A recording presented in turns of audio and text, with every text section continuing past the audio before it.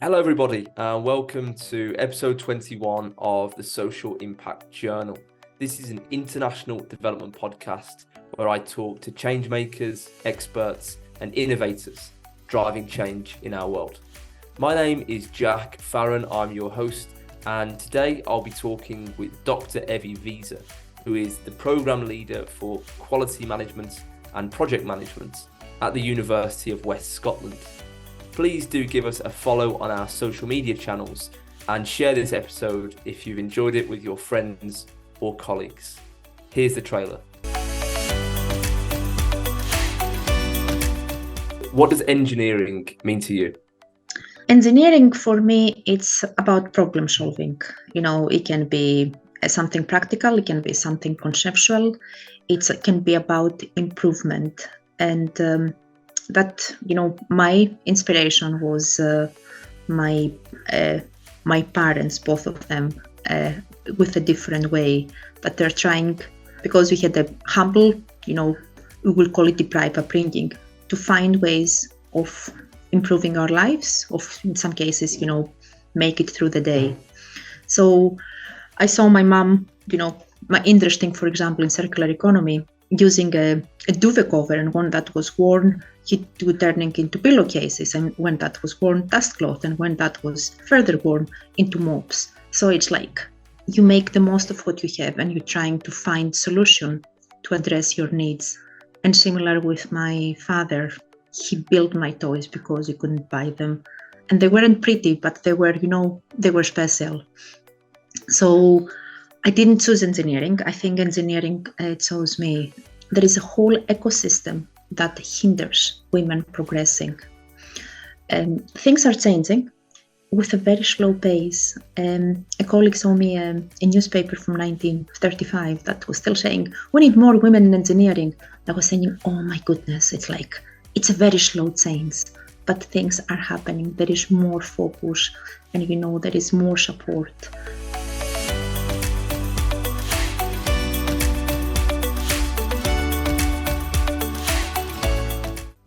Evi, welcome to the show. It's great to have you on today. Thank you for having me, Jack. No problem. So let's get started straight into the topic of the day. So what does engineering mean to you? Engineering for me, it's about problem solving. It can be something practical, it can be something conceptual, it can be about improvement. And my inspiration was my parents, both of them, with a different way that they're trying, because we had a humble, we will call it deprived upbringing, to find ways of improving our lives, of in some cases, make it through the day. So I saw my mom, my interesting, for example, in circular economy, using a duvet cover, and when that was worn, turning into pillowcases, and when that was worn, dust cloth, and when that was further worn, into mops. So it's like you make the most of what you have, and you're trying to find solution to address your needs. And similar with my father, he built my toys because he couldn't buy them, and they weren't pretty, but they were, they were special. So I didn't choose engineering. I think engineering chose me. I want to become a mathematician, actually, but I didn't have good enough marks. So I thought I'll do engineering and see how it goes. And I was good. Then I found quality management, and that was even better, I think. So it gave me something that, to strive, continuous improvement, supporting people, finding solutions. For sure. You mentioned around problem solving and finding solutions, and I think that's something I often hear when talking to engineers and those in the sector. So it definitely seems something that everyone agrees on, that it's all around solving problems. And I think we'll go into it later, but I know you also work around engineering and solving some of the world's problems as well. So what different types of engineering do you really classify? I don't, I was talking with a colleague once, and it's like, I don't think I'm the traditional engineer. My background, as I said, it's manufacturing. But some of my projects took me to Africa, which I loved, and it was thanks to the Royal Academy of Engineering. This is how it started there. And you see, some of the different lifestyles people have. Sometimes it is like parallel universes, and you will know that. The way that craft women, for example, in every almost part of the world, they make something, necklaces, clothes, handbags. So for me, this is a manufacturing process, although it's not, seen always like that. So we saw, I have worked with social scientists, with artists, and this is the beauty, because engineering does solve problems, but sometimes you need different perspective. So some of my project is working with craft women to build manufacturing capacity for them, because many of these women, and I think my mother and my grandmother were some of them, we do things because everybody does it. It can be embroidery, it can be stitching, it can be crochet, knitting, or anything else. And we do it because everybody does it, and they don't appreciate the knowledge, the science that goes into that, the geometry sometimes. So we're trying to make them see how wonderful they are, and then have a structured way that can say, can we make a side business for that, even if it's not full-time, because in most cases females have caring responsibilities. So it's bringing new perspectives. It's something it's always there, and making people appreciate, what they know. We don't realize how precious is the things that we know if we don't go outside our comfort zone and our local setting. So these are some of the projects we work with. I work a lot with female engineers, especially in Nigeria, and trying to support girls going to STEM careers. In most part of the world, girls don't go to school for as many years as boys, and some of the statistics are shocking. There are countries that girls go to school for 2 years. So you can imagine, the career prospects after that, because it's cheaper for a girl to get married than go to school in some settings and, have a career. So we're trying to create role models and give them opportunities, because quite often you can become what you don't see. So things are changing. But most of my projects are multidisciplinary, and I love that about engineering, that you can have art, you can have humanities, and you can, work as a team and do something wonderful. Evi, I'd love to touch more on Nigeria and some of the work that you have across Africa a little bit later. But to give you some statistics from the UK and the US, according to a Harvard Business Review, only 20% of engineering graduates in the US are women, and only 16% of engineers in the UK sector are female. So, what are some of the key factors that are driving these statistics? These are sad statistics, aren't they? And there is so much work happening towards that. One of the factors is the lack of role models. If you think about the streets, if I tell the audience, name an inventor, it's like most of the inventors will be men. Most of the universities, the street buildings are named after men engineers, men that they do things. So, the females are not promoted as much. The first coding was done by a woman, thousands of years ago. People do not know that, or they did know it till recently. Actually, I was looking at some reports earlier. The first car manufactured 1885, and everybody knows it was Carl Benz. But what people do not know is that his wife invented the brake pads. Many women work around the cars. The car wipers that everybody is using, it was invented by a woman. And, of course, most of us don't know her name. And it was so interesting because he took the invention and said, when it rains and there's snow, you cannot see. And took it, I think, to Ford. And they say, that's a stupid invention, it distracts the drivers. So, for years, this was not used. The Wi-Fi we use, the GPS, they were based on the word of Hedy Lamarr, that he was an actor and an inventor. But you don't hear these stories. There was a film last few years, Hidden Figures.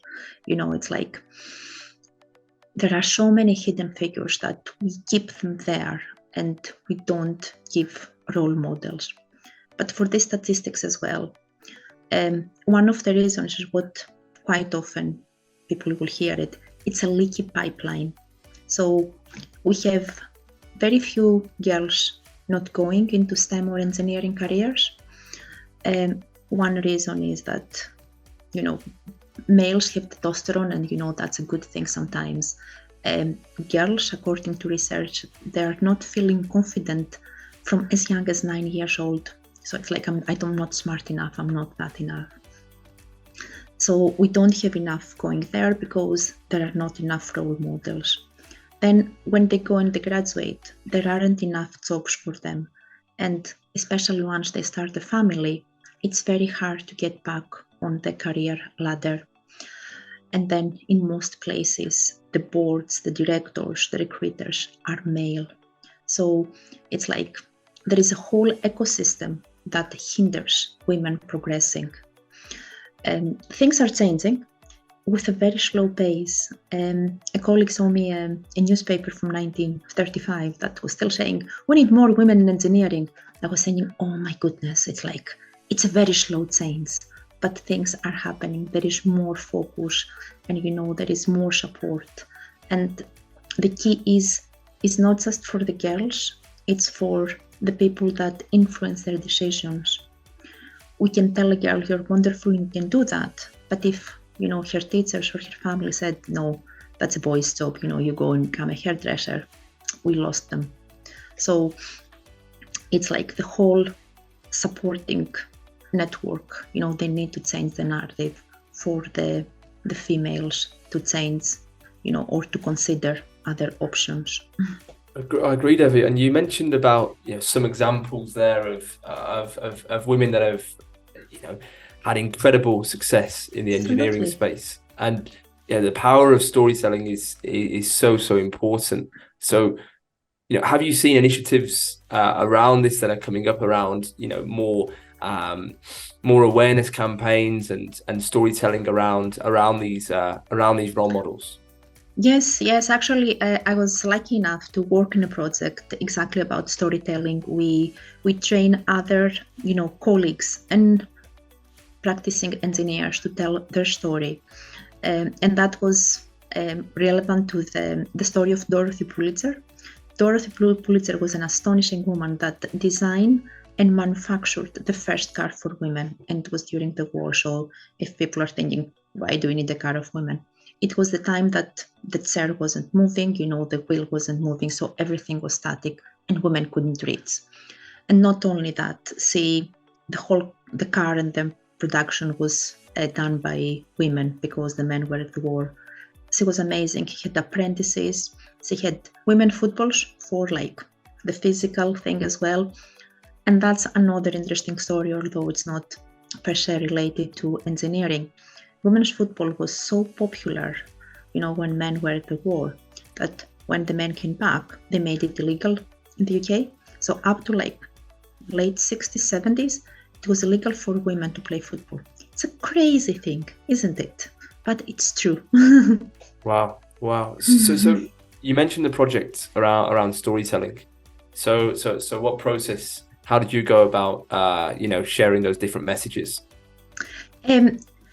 We try to, because you asked me earlier what engineering is, and that's one of the issues. Is people cannot picture how engineer looks like, because quite often I hear you don't look like an engineer. Because if you say how a doctor looks like, everybody has an image. It's usually it's a male with a white coat and a stethoscope.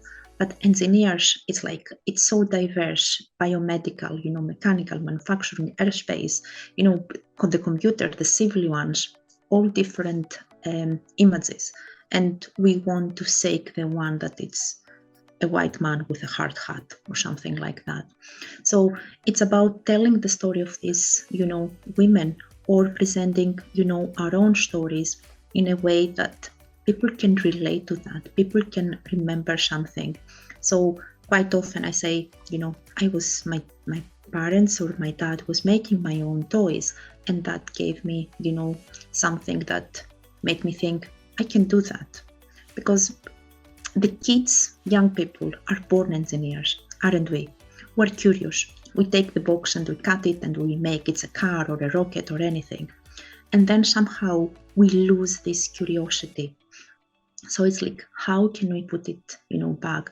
How we can tell the teenagers that sometimes they look quite uninteresting. It's like, do you know what your mobile is made of? Do you know what, some of the cosmetics or your things that we're using? Do you know the science behind?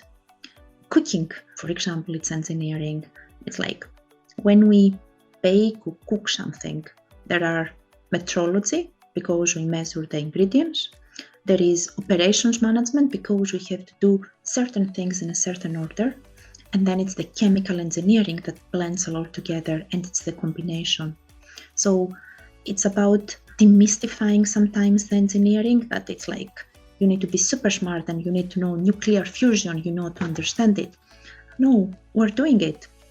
Well, if you swim, you use, it's anosis. If you ride the bike, it's the law of physics, action and reaction, because we're pushing backwards to go forwards. So it's about putting this curiosity and making see it's all around us. It's like we cannot escape, the science, because we live, around us. So it's knitting and wave a narrative around something that people can relate and make it, as I said, contextualize it and say, yeah, I knew that, I cook, I do these things, I ride the bike, I swim. It's like, why do we do all these things? Absolutely. So, yeah, I think that, we've had some guests on the podcast before, talking about narratives and the power of storytelling for social entrepreneurs, or trying to communicate your mission, but also, inspiring a future generation of a certain sector as well. So you talked earlier about Nigeria. So let's head over there now. And I want to hear some of the work that you're doing around promoting women in engineering and the other fabulous initiatives that you have going on there. I believe a lot of it is supported by the Royal Academy of Engineering. Yes, actually every single one. The work in Uganda with the manufacturing capacity for craft women, it was an amazing, project. They worked in Kenya. It was from the Global Challenges Research Fund around the same topic, because there is a need. Women try to make a living and support the families. Women are natural engineers on that. Maybe the statistics say something else, but we always engineer a solution for something. I think we had 3 projects in Nigeria, 3 fantastic projects. I work with 2 amazing award-winning engineers, Dr. Felicia Nena Agubata from the Association of Professional Women Engineers. She's a member, and also she works for the Nigerian airspace. And it was wonderful because it was the African Catalyst project. The first one was about promoting STEM as an option in engineering for young girls. And the fantastic thing, which I think it was quite unique for the project, they went all across Nigeria, north and south. Nigeria is a wonderful and complicated country. So it was wonderful to see the videos, because it was just, before the lockdown, so I couldn't go. It was wonderful to do workshops with the teachers online, because when you are thinking about schools, sometimes, I live in the UK, we have the Western thing. Some of the schools there, they have very limited to none resources. So trying again to demystify shyness and say you can use, ways to make a car and make it go. You can use everyday things. It doesn't have to be the expensive kits, that you need to pay. I have some of them behind me somewhere. So it was wonderful to see how keen the teachers were, and then how keen the kids were, and how happy, and they were competing with a little, built cars out of paper and lids of bottles. It was amazing. But the beauty with that one, because we had a follow-on project with Felicia and Upwen, it was we create the role models, and a few years later, it's like some of the work is done. How do we cement that in the industry?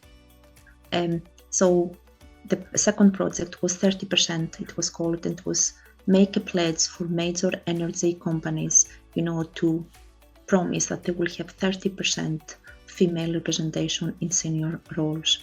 And it was also a success. And the beauty was that during this session, I visited Nigeria last April. It was one of the girls, she was studying, I believe, chemical engineer. And she was saying, if it wasn't for your earlier project and you didn't give me the scholarship and the support that the project gave her, I wouldn't be here today. So that was one of the cases, you see, impact. And I cannot take the credit because, Upwen and Felicia did most of the work on the ground, but it makes me proud to be part of something that changes one person's life, at least one person's life. And the second project was with Dr. to be Oduga Agboneni, and it was about recycling automotive waste. Most of the cars in Nigeria, it's the second-hand cars from the global north. So air quality is a big problem. And Oduga, combining the challenges around gender, and she started a car mechanic workshop to train girls fixing cars so they don't have to go to other solutions to support themselves and their children. And then we talked about sustainability, and we thought, can we do something with automotive waste? So that was the project, Safe Automotive Works, teaching people about health and safety, taking the waste and turning it into a resource. And they had fantastic things, like tables and, footstools out of tires, making shoes out of leather. And there is a fantastic hub there for people to learn about STEM, to recycle the waste of the cars, to recycle, the oil of the engines, and use what they discard and try to make something artistic or functional out of it. So the prospects, the potential are absolutely wonderful. So working with these craftswomen, you talked about improving their manufacturing capacity and their skills, but when they start their small businesses, what are the critical challenges that you were observing? Of course, access to finance, I would imagine, is microfinance. Yes, yeah. Access to finance, and also it's like finding the time, and the big one, connectivity. Because if we go, many of these countries, let's remember, because we were talking recently on the UN Scientific Assembly about open science. We talk about energy saving in the UK, for example. It's energy access in some parts of the world. So connectivity, electricity, it's like we don't have them as a given. What I bring, my necklace is from the Kenyan women. I try to wear the merchandise. You get something there from the equivalent, let's say $5, but you see it on Amazon and Etsy for like $20-30. It's like, it's not the women that make them, they make this money. So we're trying to build the access to microfinance because it's an issue, and also the access to the digital literacy, to make sure you get the power, not somebody else that will come and buy them and sell them. And also the know-how as well. I was telling them that you can sell your products, but in some cases you can sell your knowledge as well. Crafts is a very expensive business, in the developed part of the world. I was telling them how I pay for my kids to go and learn how to do ceramics and crafts. And when they're kids, they do monstrosities. And then I pay again to buy these monstrosities. So it's like you don't always have to sell your products. You can sell, your craft. You can sell your picker baits by yourself. You can sell, part of this know-how to the tourists that they come, or, the other people that they don't know about that. So great opportunities and great possibilities. And I keep in touch with many of them, the ones at least that are on some social media, and the work that they're doing to support their communities, the scholarships they get, the trainer models that they use. It's like, I don't go there. Somebody asked me, are you going there to empower African women? I said, no, I go there because they empower me. If a person, carries 2 kids in like clothy things front and back, they can do these things. They can look after the house and they can walk home without electricity. What kind of empowerment can I give these women? They are my heroes. Absolutely. And I think a few of the challenges you mentioned there are really critical and seen it across the spectrum. So on a global perspective, Evi, if we look ahead to the next kind of 5 or 10 years, if you had to pick out 3 key areas that you feel need addressing to improve opportunities for women in the engineering sector, what would you be looking at? Just for the engineering sector across the globe, I would say access to education. This is not given everywhere. Access to role models and modeling. Because sometimes we feel whatever you're going through is just us. It's not. Many people, especially many women, face the same issue. So to create this sense of belonging in the sector, we're not the ones, standing out, and we need to be there. So education, mentoring, and role models, and the ecosystem to change. Because, for change to happen, I can preach to women. We all agree. We have all these women networks, women engineering societies, and we know we're good. It's about, making sure the people, the policymakers, know that, because otherwise we will keep preaching to the converted. Thank you, Evi. So if you had to write, this is a question really I ask to all of my guests. So if you had your own page, one page in your own social impact journal that you were writing, and you could use that page to write one lesson or piece of experience to a young engineer that is coming into the sector, anywhere in the world, what one piece of advice would you share with them to help them on their journey? I would say what I sometimes say to my children as well, that you are stronger than what you think, and you are smarter than what you think, and just keep going.